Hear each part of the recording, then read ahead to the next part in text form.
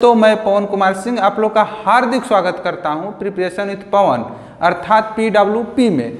तो कैसे हैं दोस्तों, उम्मीद करते हैं आप लोग अच्छे होंगे, मस्त होंगे एवं ज़बरदस्त होंगे और अपने पढ़ाई को कंटिन्यू किए होंगे दोस्तों और अपने लक्ष्य की तरफ धीरे धीरे आगे बढ़ रहे होंगे। ठीक है दोस्तों, चलिए दोस्तों, जैसा कि आप लोग जानते हैं कि आप ही लोग का डिमांड था सर जी कि क्या उत्तर प्रदेश में क्या 27,000 स्कूलें बंद हो जाएंगी, इसी बारे में आप लोग निरंतर पूछ रहे थे। तो दोस्तों हमने सोचा इस पर क्यों ना एक वीडियो बनाकर आप लोग के समक्ष पेश कर दिया जाए। ठीक है दोस्तों, तो चलिए इस पर हम 2 लाइन बोलेंगे, उसके बाद अपने कार्यक्रम को हम लोग शुरू करेंगे और विस्तार से जानेंगे क्या है मामला, क्यों 27,000 स्कूलें को मर्ज किया जा रहा है और इसके फायदा क्या होगा, नुकसान क्या होगा और ये करने के पीछे का कारण क्या है और इसके बाद उद्देश्य क्या है। ठीक है ना दोस्तों, इन सभी के बारे में हम लोग विस्तार से जानेंगे। ठीक है ना दोस्तों, तो देखिएगा इसमें हम 2 लाइन बोलेंगे, ध्यान से समझिएगा, इसी बात पर लेकर है। ठीक है ना, कि जब चुना ही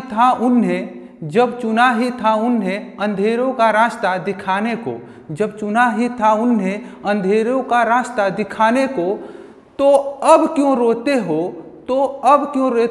हो उजालों की लाशें उठाने को, तो अब क्यों रोते हो उजालों की लाशें उठाने को। तो चलिए दोस्तों हम लोग अपने कार्यक्रम को कंटिन्यू करते हैं और धीरे धीरे समझते हैं। ठीक है ना दोस्तों, चलिए आइएगा, ध्यान दीजिएगा दोस्तों। देखिएगा दोस्तों, उत्तर प्रदेश में 27,000 स्कूलें खतरे में हैं। जी आपने बिल्कुल सही खबर सुनी है और ये पूरी तरह सही है। इसके पहले दोस्तों आप लोग जानते हैं जनवरी फरवरी में एक बार उठी थी मांगे कि क्या बोलते हैं स्कूलों को मर्ज कर दिया जाएगा, लेकिन उस समय फिर ये कहा गया लोगों के द्वारा कि नहीं, क्या बोलते हैं कि ऐसा नहीं है, ये भ्रामक खबरें हैं। लेकिन दोस्तों आप लोग देख ही रहे हैं कि जून के महीने में 2025 में स्कूलों को मर्ज करने का सिलसिला जो है कि चालू हो चुका है। ठीक है ना दोस्तों, तो चलिए आइएगा जानते हैं एक एक चीज़ें कि क्या है। देखिए जब दोस्तों पूछा जा रहा है कि तो उन लोगों ने कहा कि देखिए हमने स्कूल को बंद नहीं कर रहे हैं दोस्तों, वो लोग क्या कर रहे हैं, हम लोग मर्ज कर रहे हैं। ठीक है ना, तो देखिएगा हम लोग जानते हैं कि बंद कर रहे हैं ना लोग, कि मर्जर कर रहे हैं, हम लोग स्कूल को बंद नहीं कर रहे हैं। अब इसका अर्थ जानते हैं क्या है। मर्जर का मतलब दोस्त ये है कि मतलब कि जो भी स्कूलें होंगी जिसमें कि कहा जा रहा है कि 50 बच्चे हैं या तो 100 बच्चे हैं, जिनका मतलब कि संख्या 50 हो या तो 50 से कम हो। ठीक है ना, उन सभी स्कूलों को क्या कर देगा, आपस में मिला दिया जाएगा। समझ रहे हैं कि नहीं, यानी कि उनको मिलाकर एक मतलब स्कूल बनाई जाएगी। जो भी स्कूलें हैं उन सबको एक ही जगह पर बैठाकर शिक्षा और पढ़ाई आराम से दिया जाएगा। ठीक है ना, तो ये बात है दोस्तों। तो ये कह रहे हैं कि देखिएगा ये हम लोग मर्जर कर रहे हैं, हम लोग बंद नहीं कर रहे हैं।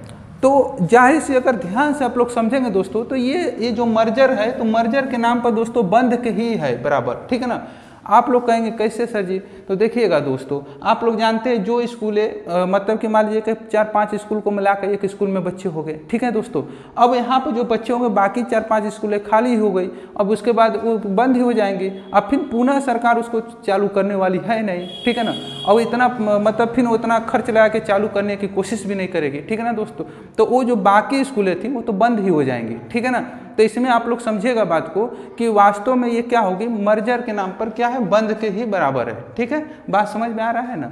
चलिएगा अब दूसरा है मार्जिंग के प्रभाव क्या पड़ेंगे। देखिए मार्जिंग का प्रभाव, मार्जिंग मतलब जो मर्ज होगा ना, मर्जिंग के प्रभाव। तो दोस्तों जो मर्जिंग होगा तो मर्जिंग के प्रभाव ये इसमें लाभ भी होगा कुछ और कुछ हानि होगी। अब देखिए सरकार जो होगी वो तो लाभ को दिखाएगी, मतलब जो होगा शिक्षा विभाग और जो भी होगा वो लोग तो अपना फायदा ही बताएंगे। ठीक है ना, लेकिन इसके नुकसान भी दोस्तों होते हैं। ठीक है ना, जैसे फायदा में दोस्तों ये हो जाएगा कि ये लोग कह रहे हैं कि हम लोग डिजिटलाइज कैमरा कर देंगे। ठीक है ना, उसके बाद दोस्तों ये लोग कह रहे हैं ना कि जैसे कि हम लोग एक नई शिक्षा को मतलब एक बढ़ावा देंगे, अनोखी शिक्षा होगा ये। ठीक है ना, और उसके बाद डिजिटल क्लासरूम के साथ साथ आप लोगों को पढ़ाई होगी जिससे बच्चों को पढ़ने में सुविधा होगी। ठीक है, तो लेकिन यहाँ पर दोस्तों अब यहाँ पर कहेंगे ये तो फायदा हो गया। ठीक है ना, अब ये इसका नुकसान क्या होगा, नुकसान ये होगा दोस्त कि जो स्कूलें पास थी वो दूर दूर हो जाएंगी। समझ आए कि नहीं, जैसे कि कोई स्कूल थी 1 किलोमीटर के दायरे में, तो अब उसको मर्ज कर दिया जाएगा, 2-3 किलोमीटर दूरी पर हो जाएंगी। ठीक है, तो जो आर्थिक रूप से कमज़ोर बच्चे हैं वहाँ पर कैसे जा पाएंगे, जब पास स्कूलें थी उसमें नहीं जा पा रहे थे, तो दूर हो जाएगी तो कैसे जाएंगे आप लोग बताइएगा। तो अब उसका या तो फिर उसके पिताजी उसके लिए कोई वाहन या कुछ संसाधन का उपयोग करेंगे तब ये स्कूल तक जा सकते हैं।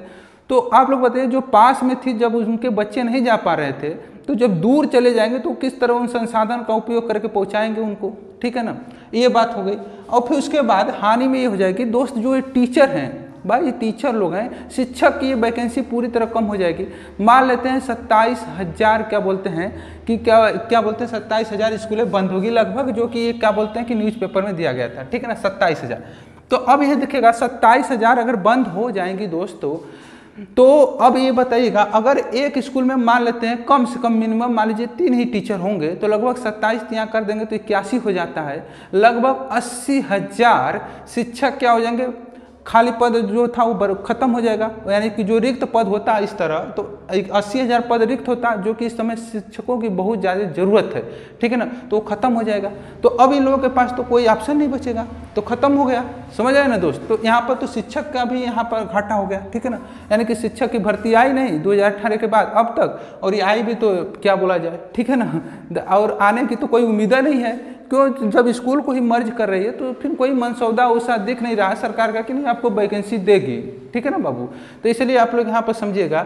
तो यहाँ पर फिर वही बात है, आप लोग मर्जिंग का जो है उसका हम आप लोग को कुछ डेटा साझा करना चाहते हैं दोस्तों, ठीक है ना, कि ताकि आप लोग को भी हो। जैसे में कि एक इसमें आया है डेटा, पहला हम देखिए मर्जिंग के नाम पर, देखिए पहला आप लोग स्क्रीन पर देखिएगा दोस्तों, बेसिक स्कूलों का मर्जर शुरू पर छात्र संख्या तय नहीं। कहने का मतलब दोस्त है कि बेसिक जो स्कूल है उनका मर्जर शुरू हो चुका है, लेकिन उसमें छात्रों की संख्या निर्धारित नहीं है कि कितने छात्र उस स्कूल में रहेंगे, तो उनकी क्या बोलते हैं कि हम लोग आपस में विलय करेंगे, ठीक है ना, इस बारे में पता नहीं है, ठीक है ना। और इस बात को लेकर ये बताया जा रहा है कि यहाँ पर आप लोग देखेंगे तो नीचे लिखा गया है कि पेयरिंग के लिए कोई बाध्यता नहीं है, जहां अभिभावक सहमत हैं वहीं पेयरिंग की जाएगी। डीएम और बीएसए जिले को बेहतर समझाते हैं, शासनादेश में कोई संख्या या टारगेट नहीं तय किया गया है, ठीक है ना। ये कंचन वर्मा हैं जो कि महानिदेशक हैं स्कूल शिक्षा के, इनका कहना है कि वहाँ के जो बीएसए हैं और डीएम हैं ये दोनों मिलकर बताएंगे कि वहाँ पर क्या बना, अभिभावक से मिलकर कि वहाँ पर क्या बना, विलय करना है या नहीं करना है, यानी स्कूल को मर्ज करना है या नहीं करना है, ठीक है भाई। तो यहाँ तक आप लोग को समझ में आया होगा। ये तो बात थी। एक और खबर आई थी न्यूज़पेपर में दोस्तों, तो ये हो गया। अब इसका लोग विरोध भी करेगा, जानते हैं क्यों, क्योंकि गलत है तो विरोध होबे करेगा। तो यहाँ पर देखिएगा अगला इसका विरोध भी तेजी से होने लगा है अब, तो इसका भी स्क्रीन पर आप लोग ध्यान दीजिएगा। विरोध के बीच स्कूलों का विलय शुरू हो गया, ठीक है ना। शिक्षक संगठन के साथ प्रतियोगी छात्र भी निर्णय के विरोध में उतरे हैं, ठीक है दोस्तों। यानी कि जो कंपटीशन एग्जाम की तैयारी कर रहे हैं वो बच्चे, जो शिक्षक डीएलएड या बीएड बीटीसी किए हैं वो सभी बच्चे, और अभिभावक भी इनके साथ में उतरे हैं, ठीक है ना भाई। अब यहाँ पर मामला ये होता है दोस्त, अभी यहाँ पे एक और आप लोगों को हम स्क्रीन शेयर करना चाहते हैं, जो कि तो चलिएगा दोस्तों, तो ध्यान दीजिएगा। तो ये क्या हुआ, 1,90,000 पदों का, ये केवल और केवल अखबारों में आता है दोस्तों, रियल दुनिया में उतरने का नाम नहीं है, ठीक है ना। अब क्या बोलते हैं दोस्तों, क्या अभी आज की जो खबर है दोस्त, आज की खबर क्या है कि आई है कि आज की खबर अभी पेपर में आई है, आप लोगों के सामने शेयर करते हैं, ध्यान दीजिएगा। आज की खबर करंट खबर है, यहाँ पर लिखा गया है कार्मिक विभाग तैयार करेगा प्रारूप, होगी 50,000 भर्तियाँ। आज की खबर में आया है, यानी कि कहने का मतलब कि आज जो है 22 जून को आया है, ठीक है ना बाबू। तो इसमें लिखा गया है कि दो माह तक नई शिक्षक भर्ती के लिए अभ्यर्थियों को करना पड़ सकता है इंतजार। इसका मतलब ये है दोस्तों कि कर रहा है 2 महीने बाद आयोग क्या है इस पर कार्रवाई कर रहा है, और ये क्या बोलते हैं कि आपको पद दे देगा ना। ये कहा गया है इसमें, रिक्त पदों का अधियाचन मिलते ही शिक्षा सेवा चयन आयोग जारी करेगा विज्ञापन। दोस्तों आप लोग जानते हैं उत्तर प्रदेश सेवा चयन आयोग पूरी भर्ती पेपर में ही निकालता है, पेपर में ही करवाता है, पेपर में ही नौकरी देता है, पेपर में पेमेंट करता है, पेपर में आपको नियुक्ति देता है, पेपर में ही आपको सैलरी देता है, पेपर में ही आपको क्या बोलते हैं कि रिटायरमेंट देता है, और पेपर में ही सब कुछ समाप्त हो जाता है। अभी तक आज तक उत्तर प्रदेश शिक्षा चयन आयोग ने सिर्फ और सिर्फ पेपर में ही भर्तियां निकाली, नियुक्ति कराया और इतना पोस्ट दे दिया। रियल में धरातल पर एक भी पोस्ट अभी तक क्या बोलते हैं बेसिक शिक्षा आयोग ने नहीं काम किया है कि दे 2018 के बाद तक, ठीक है ना दोस्तों। 2018 के बाद तक 2025 तक अभी तरह इसी तरह बस पेपर में ही निकाल रहा है, ठीक है ना भाई। तो आप लोग इस बात को समझ रहे होंगे। तो अब यहाँ पर दोस्तों आखिरी हमारा जो पॉइंट है ये है कि अब करना क्या चाहिए। अब देखिएगा, पहली बात है दोस्तों कि करना क्या चाहिए, इसके पहले हम लोग आते हैं कि क्यों पहले मर्ज किया जाता है। सरकार ये कह रही है भाई कि क्या बोलते हैं कि जो है उसमें 50 विद्यार्थी नहीं मिल रहे हैं उनको। विद्यालय में क्या है 50 विद्यार्थियों की संख्या जहाँ पर कम है वहाँ पर उसको हम लोग क्या करेंगे, मर्ज करेंगे। ये लोग कह रहे हैं कि 50 विद्यार्थियों से कम संख्या वालों को हम विद्यालयों को मर्ज करेंगे। तो ये दोस्त बताइएगा 50 विद्यार्थी उनको विद्यालय में क्यों नहीं मिल रहे हैं। इसका कारण यही है कि सरकार मतलब कि वहाँ पर जो स्कूल का है वहाँ पर फेलियर है, वहाँ पर टीचरों का फेलियर कह सकते हैं, वहाँ पर लोगों का विश्वास नहीं बन रहा है स्कूल में जाने के लिए, बच्चों को भेजे पढ़ने के लिए, इंफ्रास्ट्रक्चर की फेलियर हो सकता है। वहाँ पर दोस्तों वहाँ के अभिभावकों के बीच संपर्क विस्थापित करने में भी फेलियर हो सकता है।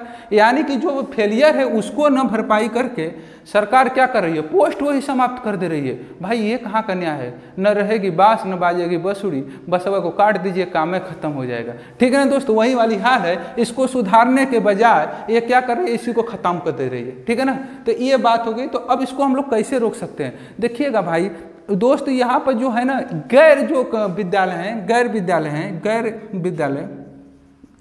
गैर विद्यालय में बच्चे ज़्यादा पढ़ते हैं। इसका कारण है इसके आसपास जो स्कूल होगा गैर विद्यालय होंगे।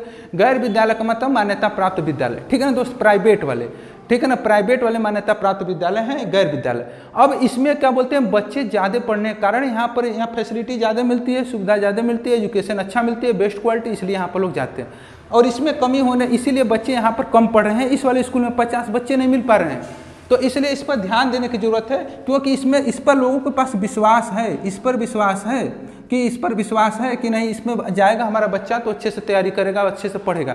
लेकिन इस वाले पर विश्वास नहीं है। तो इसमें पहले विश्वास दिलाना होगा, क्या बोलते हैं, अभिभावकों को कि नहीं जाकर जागरूक करना होगा कि भाई देखिए ऐसा नहीं है कि प्राइमरी विद्यालय में भी बच्चे पढ़ के सक्सेसफुल और अच्छे क्वालिटी के एजुकेशन ग्रहण कर सकते हैं। ठीक है ना, तो ऐसा बात नहीं, इन सबको जागरूक करने की जरूरत है।